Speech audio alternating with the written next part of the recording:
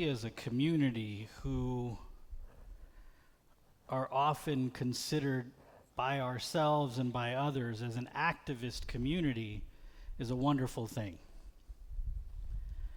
But activism by itself will not get us to where we want to go. There is a dynamic, and I learned this from one of the more well-known leaders of the Black Lives Matter movement. I can't remember his name right now, but he wears the turquoise Patagonia vest. You all know who I'm talking about? He says when he goes into communities and he wants to educate folks, he says sometimes there's people that are just like, all right, where are we going? What are we going to do? Who do we fight today? And he's like, that's an addiction to the energy, not purposeful movement. I'm going to invite the ushers now to go ahead and pass out these cups of water. Don't drink them yet.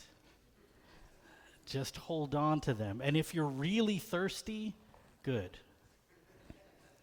Just hang on to the cups. If you brought your own water, you go right ahead and sip. So this propensity for activism is important, but in and of itself is not an answer. We as spiritual people have important work to do.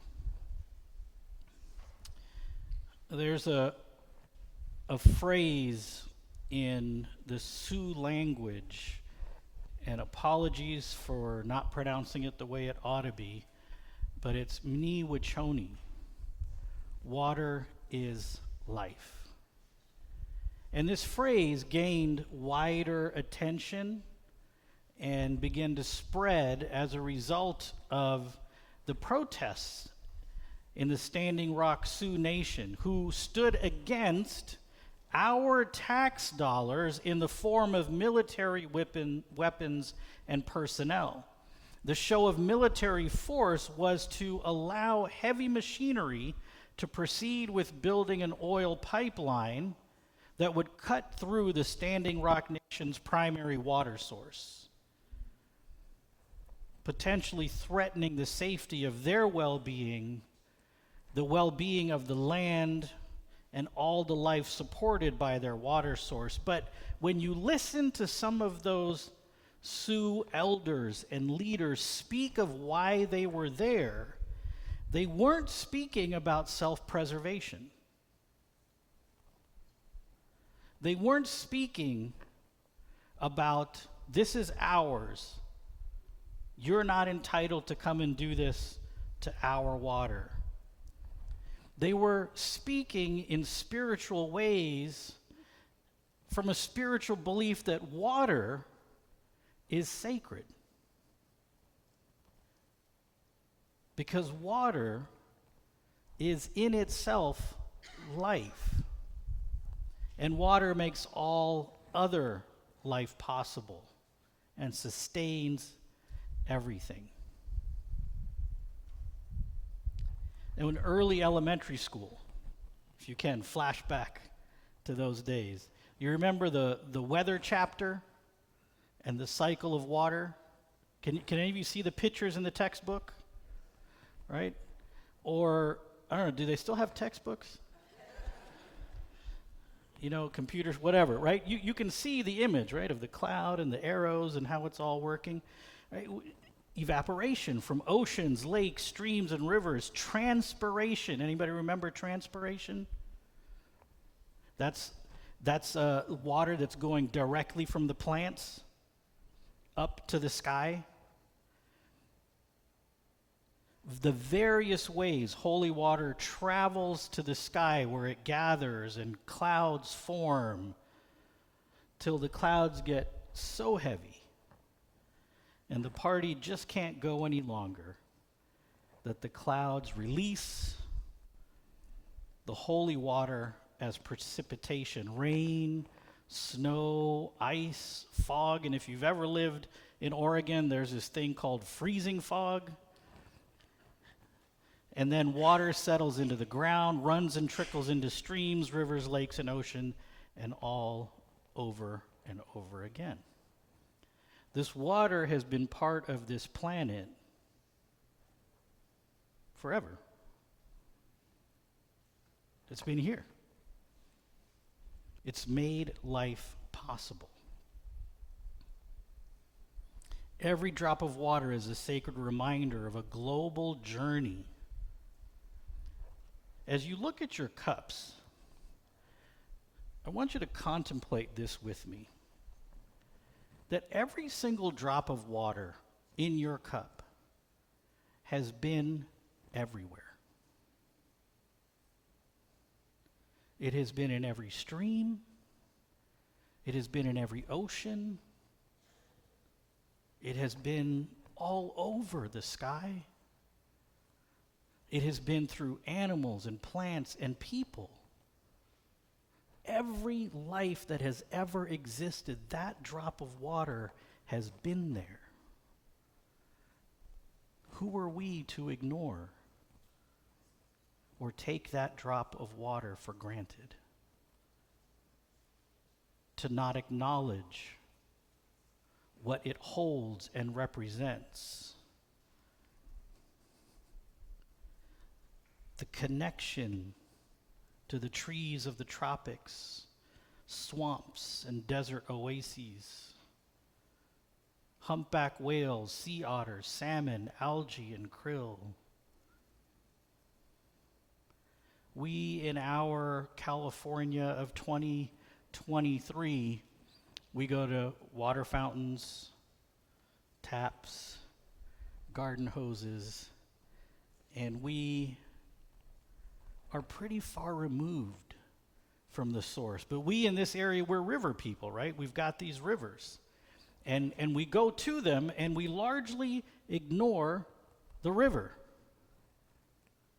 We're just doing our thing. Right? We're having a picnic. None of that's bad. Having a good time with others is a good thing, but we're ignoring the water in a real way. How many of you have ever, as part of your gatherings at the river, actually conducted some sort of a worship or prayer ritual for the water? Oh, there's a couple of hands. Oh, yes. Thank you. Teach others, teach us how you do that. I think that's a beautiful way to connect oneself, to build a personal and family and friend culture around honoring our water. Go ahead and look at your cup of water. Let your imaginations go wild and think about where all those drops have been. The journeys that they have taken to sit there with you. Just ponder.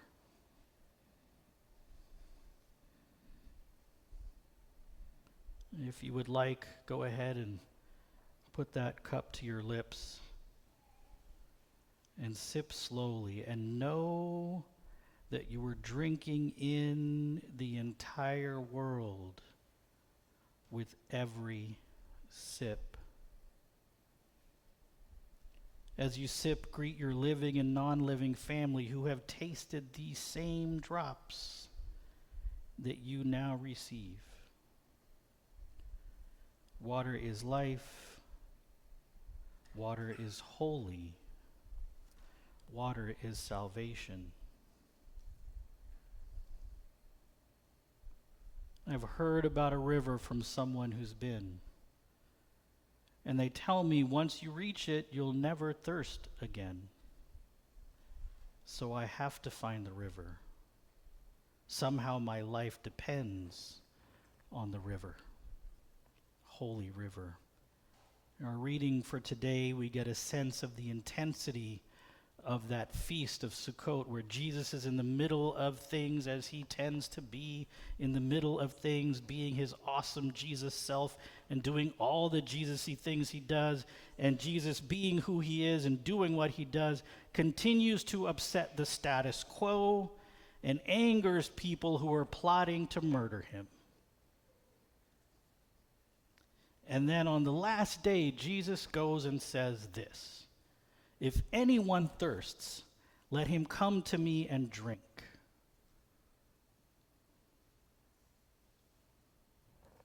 Jesus grew up and lived in a place where drinking water, they knew it was life. There is a practice in those desert lands that no matter who shows up at your door, you sustain them with nourishment and water. Because if you were the one traveling and didn't have hospitality, you wouldn't make it. Because water is life. Water is holy. Water is salvation. Now, for us in this community, this series of Christianity and climate change, some of you may be wondering, Rajeev, where's all the statistics? Where's all the horrifying data that we're so shocked and upset by? It's out there. And as we discussed last week, we've all eaten the apple.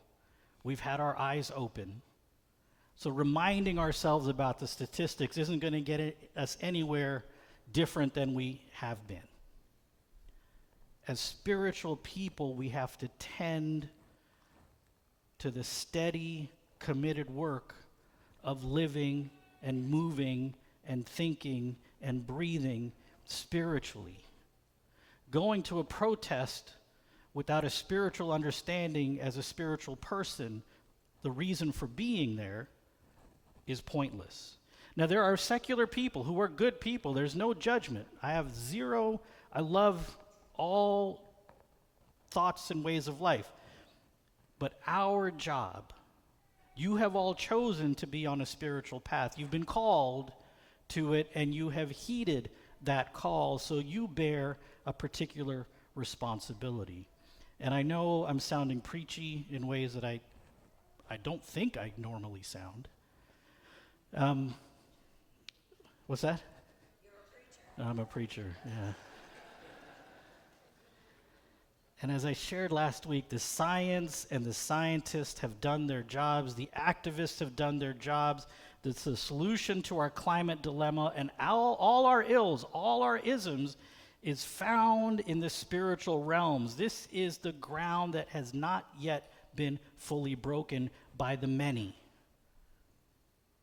We have all studied and read and been inspired by the few who have tread on that ground. Because when they relay their experience to us, it speaks to something deep and true inside of us. The hardest part is that calling is for us to be one of those people too. Not to just read about them, not to just be inspired by them, but to be like them. Other waters I've been drinking, but they always leave me empty like before. Satisfaction's all I'm asking. Let this part sink in.